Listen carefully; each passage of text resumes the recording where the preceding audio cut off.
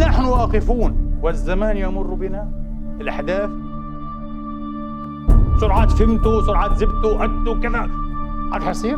طبعاً حيصير. حتشوف الناس أنت إيه في أوقات مختلفة. ترى تقول هذا القمر، هذا مش قمر، ولا عمرك تقدر تشوف القمر، والله لو تنتحر.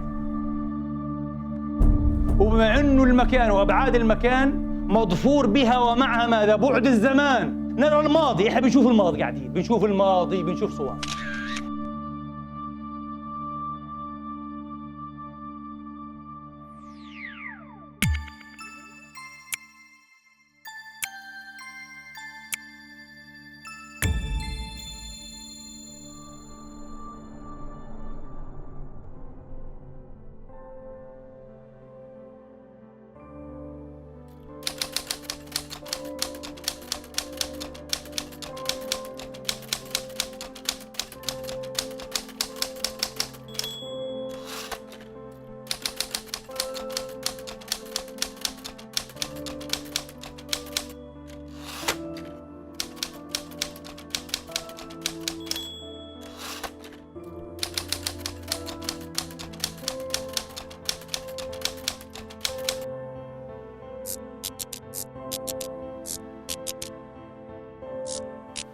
هتقول لي بس هذا حاضري، بالنسبة لرب العالمين لا إله إلا هو محكوم بحاضري؟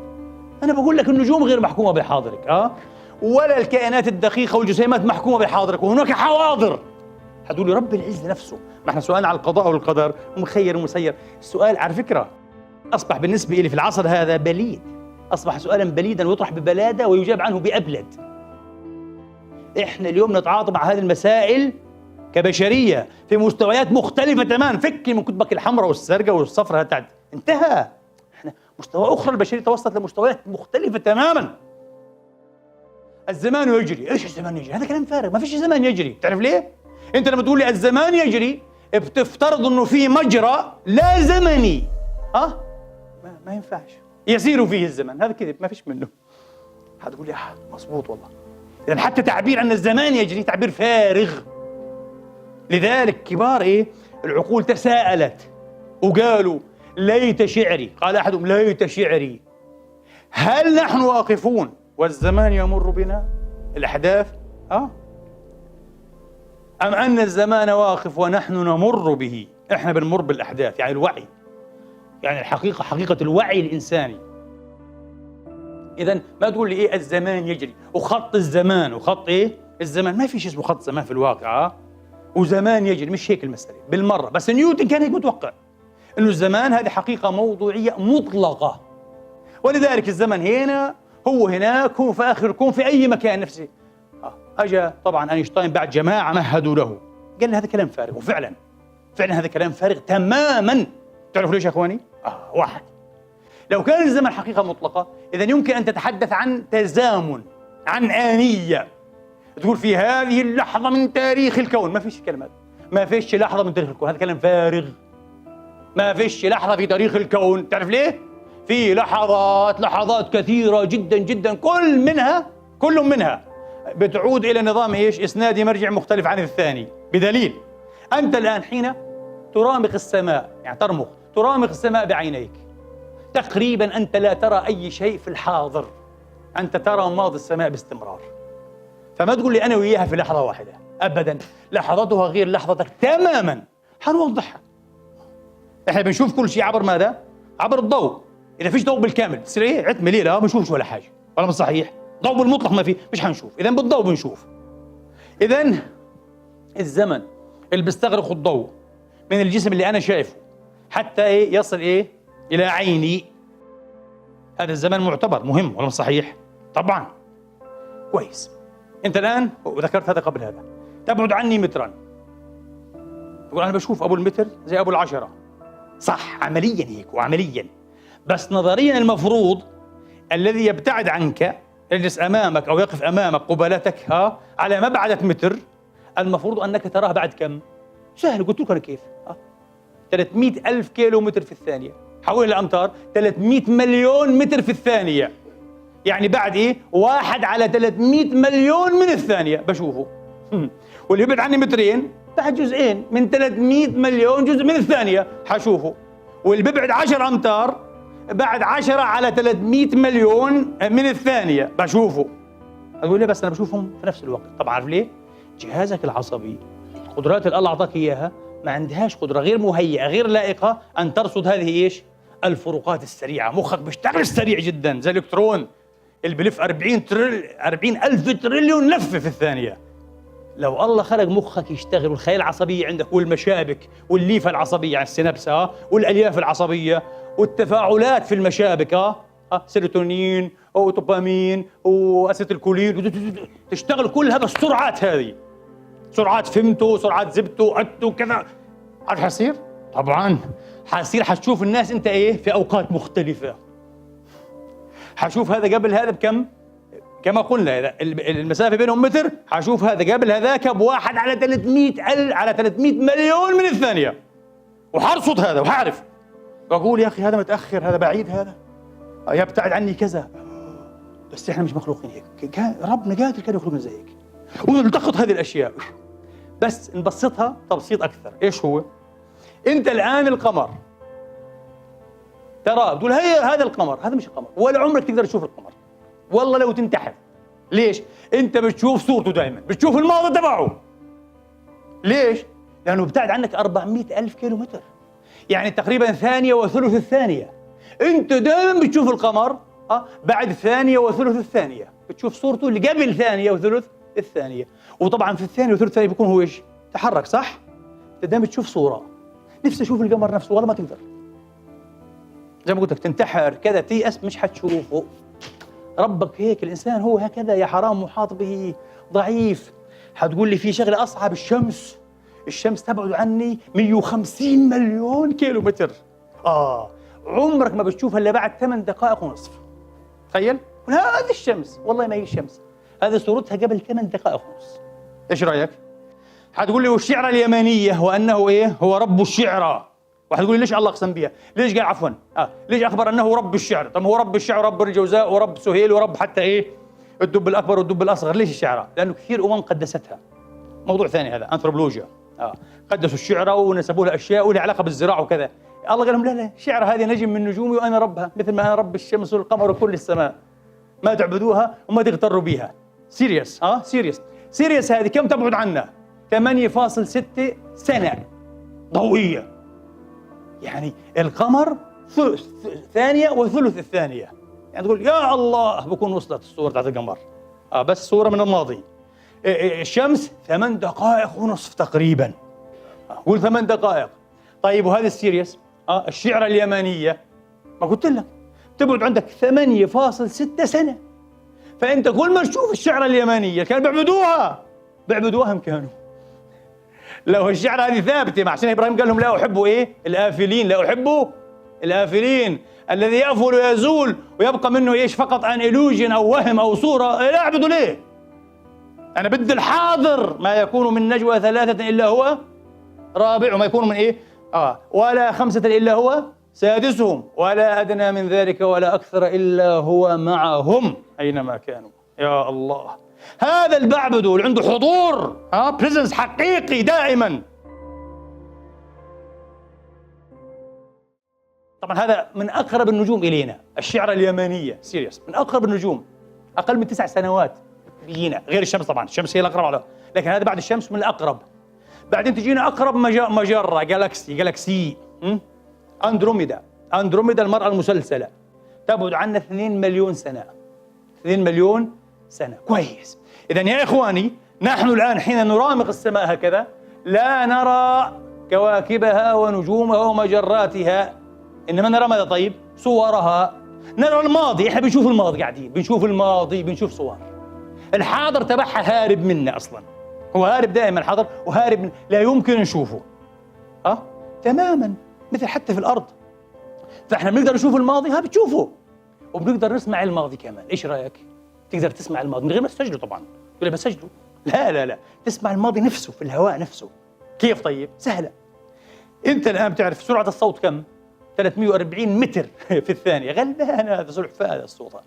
هذاك 300 ألف، يعني 300 مليون متر في الثانية الضوء. 300 مليون، هذا 340. تخيل 340. لو كان 300 بكون الفرق قديش يعني؟ مليون تقريبا. طبعا بكون مليون ضعف اسرع. لذلك انتبه، الان انفجار يبعد عنك امتار، فانت بتقول لي ايه؟ انا رايت الالتماعه وسمعت الصوت في نفس الوقت لانه قريبين جدا عليك. لكن بلاش، افترض الان انه ايه؟ انفجار يبعد عنك 340 متر. حترى اللمعه قبل ان تسمع صوت بكم؟ بثانيه. بعد كلمه الله حتسمع صوت بوم زي الرعد والبرق، صح؟ حتقول لي ضاعف، بدال 340 متر اضرب في 100 عشان احصل كم؟ 100 ثانيه، يعني 34 ايه؟ 1000 متر. بس حتشوف الايه؟ حتشوف الضوء في نفس اللحظه، تقريبا في نفس اللحظه، مش نفسها طبعا، بعديها حسب المسافه بتقيسها. لكن الصوت كم حيجيك؟ بعد 100 ثانيه. بعد 100 ثانيه، مع انه يبعد عنك كم؟ 34 كيلو. 34 كيلو مش كثير يعني، مش على القمر، 34 كيلو. انت بتسمعه بعد كم؟ بعد زي ما قلنا ايه؟ 100 ثانية، بعد دقيقة ونصف الدقيقة، بعد دقيقة ونصف الدقيقة، 100 ثانية. طب واحد يقول لي سهلة هذه، أنا الحين بدي أروح أمتطي طيارة كونكورد بتصير أسرع من سرعة إيه مثلا؟ نفترض الصوت، ما فيش منه هذا، نفترض ب10 مرات. إذا ب10 مرات خلاص ما في مشكلة، بعد أن تسمع الصوت الآن انطلق بالطائرة.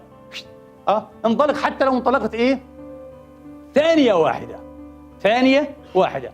أنت غير تمام من جديد عشان تسمع بعد ايه قدر ممكن نحسبه سهل جدا جدا الصوت اللي سمعته مرة أخرى. فأنت تسمع الماضي، ممكن تشوف ايه؟ الماضي وتسمع الماضي. في شيء يا إخوان عاد ايه؟ أغرب من هيك بكثير. ايش يقول ايه ألبرت أينشتاين؟ قال لك فعلا ما فيش زمان مطلق في الكون، كل الأزمنة اللي في الكون وتائر مختلفة، الزمن يسير بوتائر مختلفة. ليش؟ الزمن مرتبط بالحركة ومرتبط بالمكان طبعا، انتبهوا، مرتبط بالمكان، يعني ما في عندنا ايه زمان منفصل عن المكان، هذا كلام فارغ انتهى. مع اينشتاين هذا انتهى مرة وإلى الأبد تقريبا.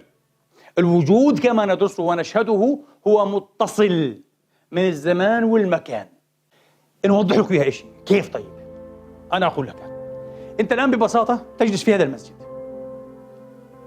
لو الآن في واحد خارج الكوكب الأرضي على القمر يا سيدي، راحوا على القمر، هم في القمر، بده يحدد مكانك، بده إحداثيات غير اللي أنت بتحتاجها، أوسع.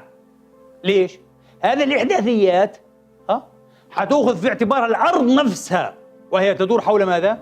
حول الشمس في الأوربت تبعها، بتتحرك هي، مش ثابتة، هي تتحرك. فبده يعرف وين بيجلس الدكتور فلان أو السيد المهندس فلان، صح، في المسجد الفلاني، في الشارع الفلاني، في الأرض، لكن إيه؟ ضمن الكون، صح؟ ضمن هالأوربت هذا، بده إحداثيات من نوع جديد. فواضح أنك أنت في كل ثانية بتكون في مكان جديد في الكون، صح؟ وإن كنت في نفس الكرسي قاعد، بس أنت في الكون اختلف وضعك، في عالم آخر بتروح لسه قاعد أنت في كل لحظة. واضحة الفكرة هذه؟ تمام. أعقد من هيك شوي، أي واحد فينا يا إخوان، خلينا نبسطها، نجيب مكعب. تعرف المكعب له إيه؟ 8 أركان، يعني 8 رؤوس، صح؟ طبعا 8 رؤوس، وعنده كم ضلع؟ 12، صح ولا لا؟ إيه؟ 12 ضلع و6 وجوه. هذا المكعب كيوب، كويس. أنت جبت إيه؟ أسلاك معدنية مستقيمة 12 وبنيت منها المكعب وكتبت التاريخ 24/1/2014 عملته. اجيت بعد ايه ذلك في 31 بعد 7 ايام 31 1 وفعلا 31 2014 فككته. انا بقول لك اللي كان عندك ايش هو؟ اللي كان عندك مكعب وجد في الفضاء والزمان، ولا مش صحيح؟ شغل هذه المسافة الزمنية مع شغله ايه؟ للفضاء، للابعاد الثلاثة. لو بدنا نتخيلها ونرسمها بطريقة ايه؟ وورد لاين او خط العالم او بيانات مينكوفسكي اللي درسها، ايش حنعمل؟ حنقول هي مكعب هنا واستمر زمنيا كم يوم؟ 7 ايام فعلا. لما انتهى هنا تفكك، راح اندفن في القبر. هذا هو، مضبوط ولا لا؟ الان هذا المكعب الرباعي، هذا رباعي الابعاد الحين، هذا دخلنا في بعد ماذا؟ بعد الزمن. هذا المكعب الايه؟ الرباعي، انتبهوا، كله على بعضه هذا كم وجه بده يكون عنده؟ حسب ما انتم شايفين، شوفنا كم رأس حيكون عنده؟ هين 8 وهين كم؟ وهين 8. صار عنده 16 رأس، 16 ركن، صح. المكعب الرباعي كم رأس له؟ 16 رأسا. كم ضلع عنده؟ حتقول لي سهلة، هنا 12 هنا 12 24. غلط. لازم نربط كل ضلع ايه؟ بالضلع الهنا لو ممتد هو، صح ولا لا؟ ابدا. مطاطي، كأنه مطاطي مطيناه. المط هذا يساوي ماذا؟ التايم، الزمان. كأنه مكعب وتمطط وظل مكعب بتمطيطه. فصار عندنا ايه؟ اضلاع جديدة 8. فحيصير عندك اضلاع المثلث رباعي الابعاد، تعرف كم؟ 32. 24 زائد 8. علشان هيك علماء الطبيعة ايش قال لك؟ قال لك لو في عندك انت ايه؟ مكعب وعملت له اسقاط هندسي. شو اسقاط هندسي يعني؟ يعني رسم الظل. رسم الشتن، شيدو، رسم الظل. المكعب العادي ايش بيظهر لك على الورقة؟ مكعب من زجاج مثلا، واضلاعه من حديد، حيظهر لك مربعين متداخلين مربوطي الرؤوس، حتشوفوا هيك بعينيك، صح؟ فهمناها. طب والمكعب اللي بيعيش في 4 أبعاد فضائية، انتبه، مش بعد الزمان تبعنا، فوق في عالم آخر 4 أبعاد، لو عملنا له إسقاط هندسي على عالمنا اللي هو إيه؟ ثلاثي الأبعاد، إيش حيظهر؟ حيظهر مكعب اللي وصفت لك إياه قبل شوي، المطاطي هذا، حيظهر لك مكعب يا إخواني، حيظهر لك إيه؟ مكعب ب 16 رأس و32 ضلع. وانت حتتجنن تقول شو هالمكعب الغريب، اول مره في حياتي. هذا المكعب الرباعي، هذا المكعب الرباعي. حتقول لي الان، هذا سؤالي عاد، المنبر ووجودي ووجودك والسجاد والمسجد. حتقول لي فعلا بما انه الزمان منسوج مضفور مع الابعاد المكانيه، السبيس، الفضائيه تماما كنسيج واحد، مثل نسيج الجاكيت كله. هذه سدى وهذه لحمه وسدى، طول عرض. معنى ذلك انه اي شيء بنشوفه احنا انما لازم ندرك اننا نراه ماذا؟ ككائن في عالم رباعي الابعاد، مش بس ثلاثي طول وعرض وعمق، لا لا لا، والزمن. فكأنك انت في كل لحظة بتشوف الشيء، ما بتشوف الشيء كله او حقيقته، بتشوف منه شريحة. لأن وجوده الكامل ايش هو؟ هو هذا التمطط من لحظة الميلاد أو الصنع إلى لحظة ماذا؟ الذوي والتلاشي، هذا كله على بعضه هو، ولا واحد بيشوفه. يا ربي، أينشتاين هيك كان بفكر، ولا واحد بيقدر يشوف هذا. بتعرفوا ليه؟ لأنه الحاضر هارب، الحاضر دائما هارب. فكل مرة احنا بنشوف سكشن، نشوف سلايد، بنشوف مقطع، قطعة فقط. هذا قطعة من المنبر على فكرة، في الرباعي الأبعاد. في عقول العقول الضخمة ترى هذا بالعقل بس، مش بالعينين. العين ما يمكن تشوف الكلام هذا، بالعقل يا إخواني، واضح؟ بالعقل ترى هذا. حتقول لي معناها أنت حب توصلنا إلى كلمة إنه إذا في كائن، إذا في موجود لا تهيمن عليه أبعاد المكان، غير متمكن، وبما إنه المكان وأبعاد المكان مضفور بها ومعها ماذا؟ بعد الزمان، فهو متصل زمكاني، زمان مكاني، سبيس تايم كونتينيوم، متصل زمان مكاني. معناها المش متمكن ايضا غير متزمن، ولا مش صحيح؟ طبعا سهل على اي واحد فينا يا اخواني، وعلى اي انسان بسيط الثقافه وبسيط الاعتقاد ان يتخيل ان الله، او يتصور ان الله تبارك وتعالى لا يهيمن عليه المكان، صح؟ بس انتبهوا، ضمن تصور وثني. معظمنا نفعل هذا التوثين، عندنا توثين للعقيده التوحيديه، بنفكر الكون مثل قصعه، مثل جلوبوس، مثل اي شيء بين يدي الله، والله كائن وعنده دين يعني، وعنده اطراف وعنده ابعاد، ومسكها بين يديه هيك بتطلع فيها. استغفر الله، هذه وثنيه، هذه وثنيه. حتقول لي دخلتنا في شغلات، فعلا انا عارف تهت فيك ولسه. طب ايش طبيعه علاقه الله بخلقه بكونه؟ اذا مش هيك انا بقول لك طبيعه، انا عندي جواب عنها، مش جوابي، جواب القرآن، عندي جوابه نهائي. طبيعة. واحد يقول لي العلماء زمان اقترحوا الحلول، الله يحل في مخلوقاته وكذا كذا، كلام فارغ وثنية أيضا هذا. الاتحاد، بانثيزم، الاتحاد، الله عبارة عن الروح السارية في الكون، كلام فارغ وإلحاد. العقيدة التوحيدية لا حلول ولا اتحاد، لا حلول ولا اتحاد، حاشا لله، كل هذا إلحاد في الله تبارك وتعالى، وقصور العقل على فكرة، العقل قاصر إنه يتخيل. أنا بقول لك قرآنيا علاقة الله بخلقه لا هي حلول ولا هي اتحاد ولا هي تخارج، لأنه لو كان تخارج وقعنا في تجسيم. هذا حدود الكون وهذه حدود الله، مجسمين وثنيين صرنا. حتقول لي إذن إيش هي؟ أنا بقول لك علاقة خالق بخلقه، علاقة خالق بمخلوقاته. حتقول لي هذا كلام لغة، زي ما تقول كلمة الزمن التي لا تخبرنا عن الزمن أي شيء. صح، هذه مجرد تعبير لغوي. تعرف ليش أنت لا تفهم ماهية هذه العلاقة، علاقة الله بمخلوقاته؟ لأن كل الفهم الذي نفهمه إنما نفهمه عبر أي وسيلة ماذا؟ المقارنة والقياس.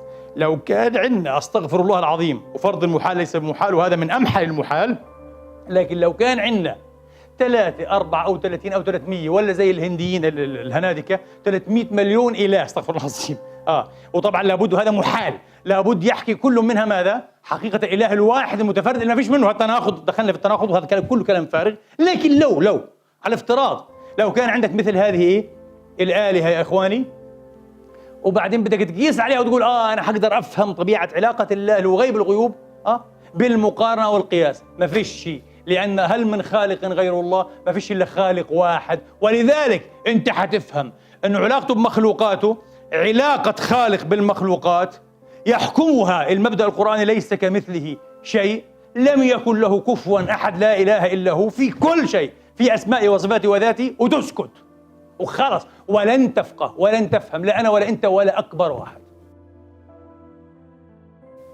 لو كان العالم، لو كان الوجود بمثابة شريط فيديو مسجل، وضربت لكم مرة هذا المثال، هذا هو العالم. لكن لكي نمر بهذا العالم، لكي ندركه، لكي نتعاطى معه، لكي يقع في دائرة وعينا، فنحن محتاجون إيش؟ إلى وقت لكي نشاهد أحداث هذا الشريط.